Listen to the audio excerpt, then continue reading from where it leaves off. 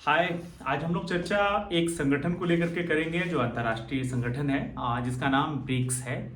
हाल ही में ब्रिक्स को लेकर के खबर आई कि जो ट्रेड सम्मेलन होने हैं उसमें प्रधानमंत्री शामिल नहीं हुए, बल्कि विदेश मंत्री हमारे जो हैं जयशंकर, वो शामिल हुए।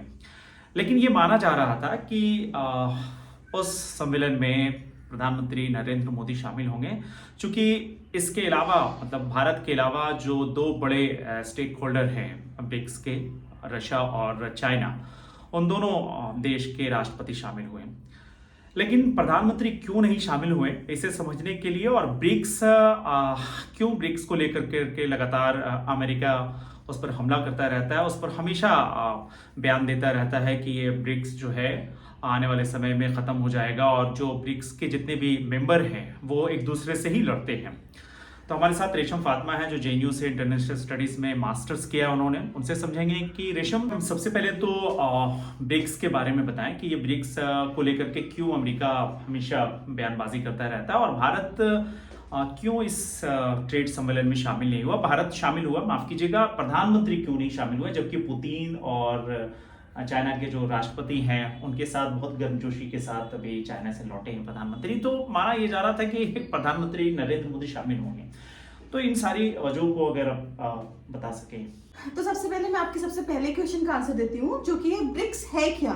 तभी हम समझ पाएंगे कि क्यों नहीं शामिल हुए और उसके क्या रिपरकशंस थे, ये सारी चीजें। तो बेसिकली ब्रिक्स जो है, अपने नाम से ही आप उसके नाम से ही जान सकते हैं कि इसमें कौन कौन सी कंट्री शामिल है।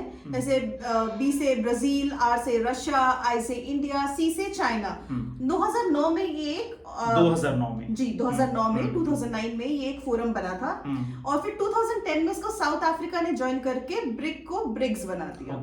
तो ये एक ओवरव्यू है इसके बारे में। तो ये काफी स्ट्रॉन्ग कंसिडर करा जाता है क्योंकि 25% ऑफ द वर्ल्ड जीडीपी, पूरी दुनिया का जो जीडीपी है उसको 25% इन कंट्रीज का आपको मिला के आता है। उसके बाद पॉपुलेशन के भी हिसाब से अगर हम कंसिडर करें तो 40% of the world population in countries में रहती है। आप जानते हैं चाइना और इंडिया तो वैसे भी आ गए, तो 40% वर्ल्ड पॉपुलेशन। और अभी इसमें काफी डेवलपमेंट्स हुए रिसेंटली भी, लाइक 2024 में अभी इसको सऊदी अरेबिया ने, ईरान ने, यूएई ने, इथियोपिया ने, इन सारी कंट्रीज ने ज्वाइन करा। तो कहीं ना कहीं वो जो एक हमारा वो होता है ना ऑयल खरीदने वाली, अभी देख रहे हैं आप जो कंट्रीज से ज्वाइन किया वो ऑयल प्रोड्यूसिंग कंट्रीज हैं। तो ये एक बहुत मेजर डेवलपमेंट है कि ब्रिक्स में अब ये कंट्रीज भी शामिल हो गई हैं। अभी 2025 में अभी इसी साल बेलारूस ने ज्वाइन किया। तो इस कंट्री के कहीं ना कहीं लोग भी बढ़ते जा रहे हैं, है ना, कंट्रीज बेसिकली इसमें ऐड होती जा रही हैं। तो इसकी कहीं ना कहीं इसको बहुत स्ट्रेंथनिंग हो रही है इसकी। तो ये है ब्रिक्स के बारे में ओवरव्यू दे दिया। ब्रिक्स का एक बहुत इंपॉर्टेंट बात आपको बताती चलूं, ब्रिक्स का एक खुद का बैंक है जिसको हम एनडीबी कहते हैं, न्यू डेवलपमेंट बैंक, जो 2014 में फॉर्म हुआ था। और ये पता है ये क्या काम करता है? ये वही काम करता है जो वर्ल्ड बैंक या आईएमएफ करते हैं। बेसिकली ये डेवलपिंग कंट्रीज को फंड देता है। तो आप खुद सोचिए कि एक मतलब फोरम है जिसका खुद का बैंक है, तो वो कितनी स्ट्रॉन्ग होगी। तो कहीं ना कहीं यूएस को ये काउंटर का डर हमेशा रहता है कि ये हमें काउंटर ना कर ले, ये हमें काउंटर ना कर ले। यूएस हमेशा एक हेजेमनी मेंटेन करते रहना चाहता है कि हेजेमनी रहनी चाहिए, हमारा ना एक पावर रहना चाहिए पूरे वर्ल्ड में। और इसमें चाइना आ जाता है, रशिया आ जाता है, इंडिया भी साथ आ जाता है, ब्राजील आ जाता है जो एक साउथ अमेरिकन कंट्री में काफी स्ट्रॉन्ग है, साउथ अफ्रीका आ जाता है। चाइना और रशिया हमेशा से अमेरिका को, और खासकर ये अभी तो 2024 में जो एडिशन हुआ है मेजर ऑयल प्रोड्यूसिंग कंट्रीज का, तो इसमें ट्रेड भी बढ़ सकता है। हम इसमें एफटीए ला सकते हैं, फ्री ट्रेड एग्रीमेंट कर सकते हैं उनके साथ, तो हम ऑयल खरीद सकते हैं ये। और सबसे ज्यादा जो यूएसए डिस्टर्ब है वो इस बात से डिस्टर्ब है कि 2024 में जो समिट हुआ था उसमें डिस्कशन जो हुआ था वो उस बात पे हुआ था, डी डॉलराइजेशन पे।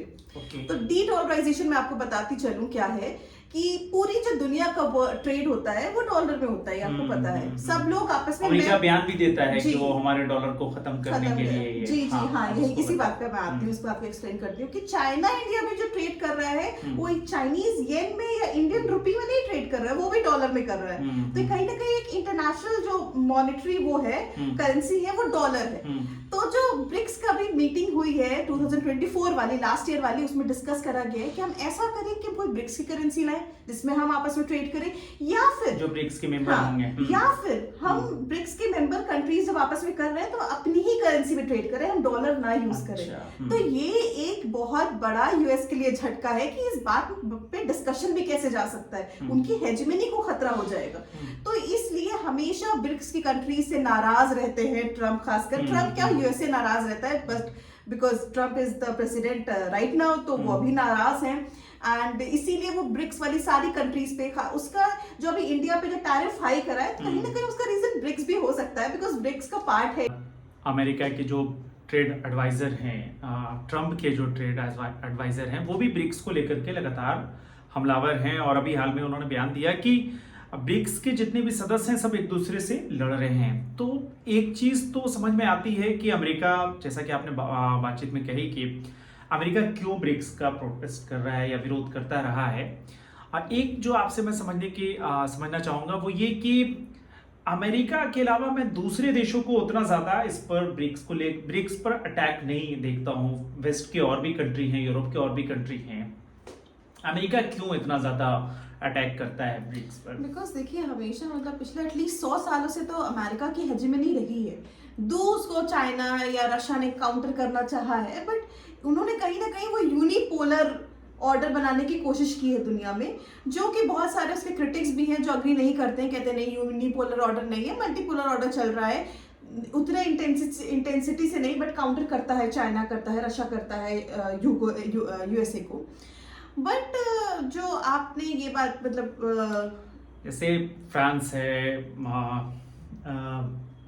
यूके है, जर्मनी है, ये सारे कंट्री उतना देखिए यूएसए अगर कुछ बोल रहा है ना, तो यूएसए का मतलब यूरोपियन वाला जो है वो यूजुअली यूएसए के साथ ही रहता है मोस्ट ऑफ द चीजों में, तो डायरेक्टली किसी को बोलने की जरूरत नहीं। बट हाँ, यूएसए बहुत वोकल है, पहली बात तो ये हो जाती है, और यूएसए की हेजेमनी हिलती है, किसी और की उतनी उनको हेजेमनी से मतलब नहीं है। जो यूरोपियन, उनको पीसफुल रहना है, अपना रहना है, अच्छी लाइफस्टाइल, वो चीजों पे फोकस ज्यादा होता है, और उनका पावर है, उनके पास एक पावर स्ट्रक्चर है, बट वो यूएस के सपोर्ट में हमेशा रहते हैं।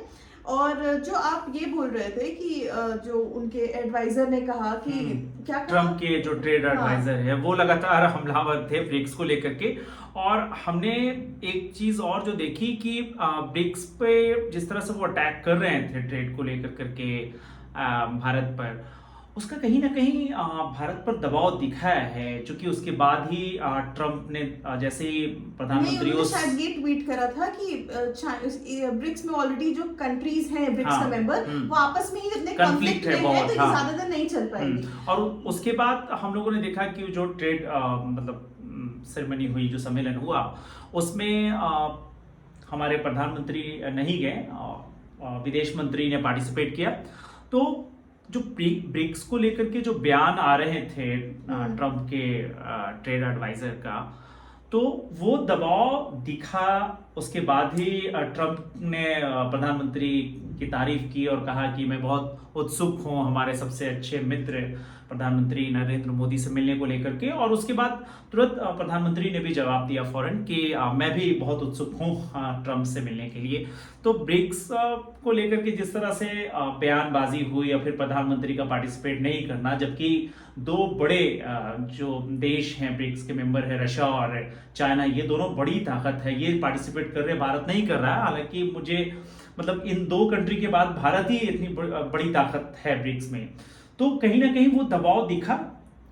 मैं पहले तो ये बात को एड्रेस करना चाहूंगी जो उन्होंने कहा था, तो उस बात को एड्रेस की ब्रिक्स ज्यादा लंबा चलेगा नहीं। तो पहली बात तो ये है कि 2009 पे फॉर्म हुआ था, 2009 के बाद इसको साउथ अफ्रीका ने ज्वाइन किया, जो कि भी बड़ी कंट्री है। उसके बाद अभी 2024 को में इसको सऊदी अरेबिया ने, यूएई ने, इथियोपिया ने, ईरान ने, इजिप्ट ने ऐसी कंट्रीज ज्वाइन करने लगी है। ब्रिक अब सिर्फ ब्रिक नहीं रहा है, ब्रिक्स नहीं रहा है, अब उसमें ब्रिक्स प्लस हो गया है, और भी कंट्रीज उसका फुल टाइम मेंबर बन रही है। और वो कंट्रीज ऐसी कंट्रीज हैं जो कि ऑयल प्रोड्यूसिंग कंट्रीज हैं।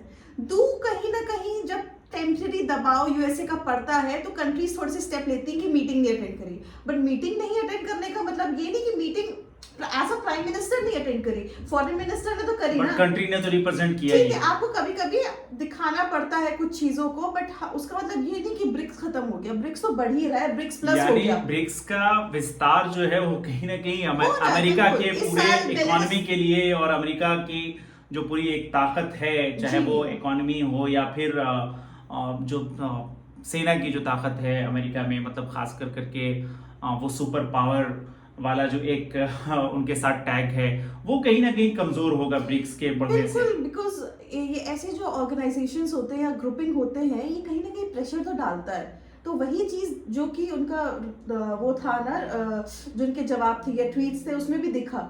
और ये मकसद भी है ब्रिक्स का, जो पूरा बनाने, जो ब्रिक्स बना उसका उद्देश्य यही है, जो समझ में आ रहा है। तो ब्रिक्स को बेसिकली G7 को काउंटर करने के लिए था। G7 मतलब बड़े बड़े जितने भी इकोनॉमिक नेशंस थे, आपको यूएसए हो गया, यूरोप हो गया, मतलब बेसिकली यूरोप के जो कंट्रीज हो गए, जैसे कि फ्रांस हो गया, जर्मनी हो गया, ये सबको कॉन्स्टिट्यूट करके G7 था। तो इकोनॉमिक पावर हाउस कहा जाता था उसको। तो कहीं ना कहीं जो ब्रिक्स बना था जब, तो इस G7 को काउंटर करने के लिए बना था कि हमें कोई भाव नहीं देता था, हम भी एक इकोनॉमिक ग्रोइंग कंट्री है, तो हम लोगों ने एक अपना वो बनाया था। तो इस वीडियो में हम लोगों ने यही कोशिश किया कि ब्रिक्स को लेकर के क्यों अमेरिका हमेशा से हमलावर रहता है, और ब्रिक्स के विस्तार होने से क्यों अमेरिका पर खतरा है, और अमेरिका की ताकत पर क्यों खतरा है, इसको थोड़ा हम लोगों ने संक्षेप में समझने की कोशिश की। शुक्रिया।